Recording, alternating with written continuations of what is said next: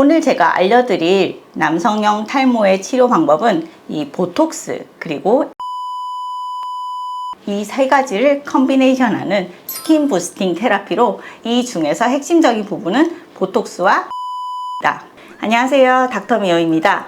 네, 제가 얼마 전에 인스타를 보다가 재미난 글을 봤습니다. 제 신랑은 잘생긴 사람은 아닙니다. 대학생 때 친구들 사이에서도 외모가 하위권에 속했지만 50대가 된 지금 저희 신랑만 모발이 제대로 남아있어 외모가 상위권으로 레벨업 했다는 글. 이게 조금 유머 글이지만 남자는 역시 머리빨이다 라는 이야기처럼 모발이 외모력을 높이는데 중요한 부분입니다. 물론 조금 예외도 있죠. 항상 많은 분들의 고민인 이 탈모. 오늘은 가장 흔한 탈모인 남성형 탈모의 치료 방법에 대해서 알아보도록 하겠습니다. 탈모 이야기를 할 때 꼭 말씀드려야 한다고 생각하는 부분이 지루성 두피염 부분입니다. 사실 대부분의 탈모 환자분들이 많이 호소하시는 증상들 중에서 두피 열감, 그리고 이 가려움증, 피지 분비, 이런 지루성 두피염 증상들이 되게 많으시거든요. 탈모 치료에는 반드시 이런 부분들도 같이 보아주어야 합니다. 그런 두피 염증 반응이 반드시 함께 컨트롤 되어야 보다 만족스러운 치료 반응을 이끌어낼 수 있는데요. 오늘 제가 알려드릴 치료 방법은 앞서 말씀드린 증상들을 복합적으로 개선할 수 있는 방법입니다. 오늘 제가 알려드릴 남성형 탈모의 치료 방법은 이 보톡스 그리고 엑소존, 레이저 이 세 가지를 컨비네이션하는 스킨 부스팅 테라피로 이 중에서 핵심적인 부분은 보톡스와 엑소존입니다. 우리가 흔히 알고 있는 보톡스는 얼굴에 작용해서 이 턱 근육 축소시키거나 아니면은 겨드랑이에 이렇게 주면은 겨드랑이 다한증 치료, 스킨 보톡스로 주면은 얼굴에 피지 분비를 감소시키기 위해서 이렇게 활용을 되고 있었잖아요.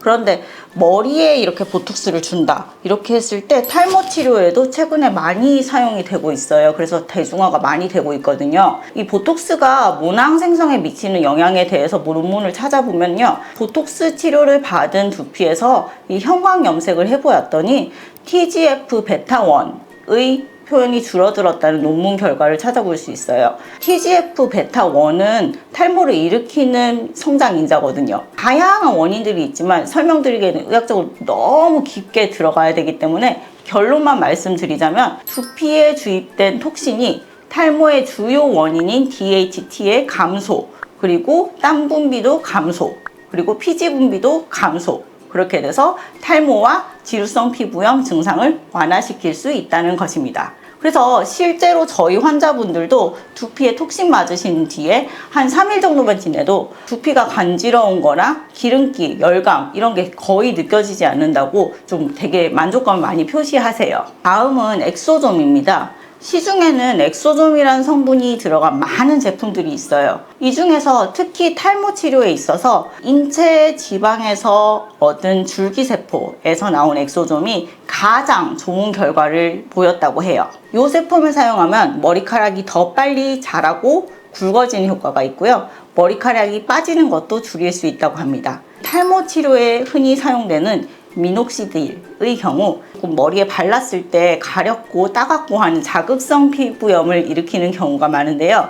엑소존 치료를 함께 병행하는 경우에는 이런 부작용을 줄일 수 있다는 장점도 있습니다. 그리고 엑소존 같은 경우에는 보톡스와 달리 피부층에 직접 이 주사를 하는 것이 불가능한 스킨 부스터입니다. 따라서 두피에 엑소존을 그냥 발라주기만 한다 이렇게 되면 모발 성장에 크게 도움이 되지 않을 수가 있어요. 엑소존이 두피에 잘 흡수될 수 있는 채널, 즉 구멍을 조금 뚫어주는 것이 중요해요. 그래서 대표적으로 MTS, 이 롤러에 바늘 달려있는 그게 있죠. 그래서 MTS를 사용하는 경우가 많은데 미세한 바늘들이 이렇게 돌돌돌돌 하다 보면 머리카락이 엉켜서 빠지는 경우가 있더라고요. 이 탈모인 분들은 이 빠지면 이 한 올 한 올 이게 얼마나 이 소중한데, 그래서 저는 레이저를 사용해서 흡수될 수 있는 채널을 만들어 드리고 있습니다.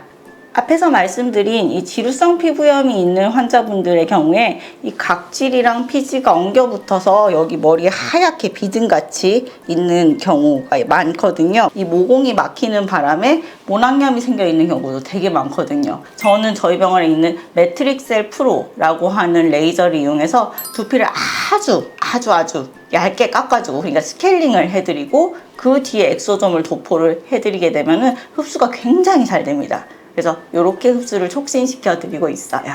일반적으로 많이 알려진 탈모 치료법인 경구약제, 즉 먹는 약에 대한 부분을 정리해 보자면 생각보다 약을 못 드시는 경우가 많이 있으시거든요. 피나스테리드, 그러니까 우리가 프로페시아라고 얘기하는 약들의 같은 경우에는 성기능장애, 그러니까 발기부전 같은 그런 부작용보다도 우울감을 호소하시는 분들, 조금 성격 변화가 있으시거나 조금 예민해지는 그런 분들이 굉장히 많으시고요. 두타스테리드, 그러니까 아보다트라고 이야기하는 요 약 같은 경우에는 피나스테리드보다도 성기능 장애를 호소하시는 분들이 좀 많습니다. 먹는 미녹시딜 같은 경우 최근에 진짜 많이 찾으시는 경구약제거든요. 이게 온몸에 털이 나는 부작용도 있고 조금 부종이 있는 경우도 많습니다. 저 같은 경우에는 이 부작용들 때문에 탈모약을 복용할 수 없는 환자분들에게 탈모약을 복용하지 않아도 얼마든지 탈모 치료를 할 수 있다, 이렇게 설명을 드리고 있고요. 방금 말씀드린 이 스킨 부스팅 테라피를 통해서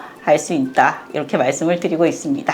네, 이렇게 사진 보시면은 제가 직접 치료했던 사례들이고요. 저 같은 경우에는 4회 치료를 1사이클로 안내 드리는데, 이분 같은 경우에는 1사이클로 모두 치료했거나 아니면은 이분은 3사이클까지 이렇게 가고 계신 분들이고요. 근데 중간 치료 단계이지만은 눈에 띄게 좋아진 모습들이 보입니다.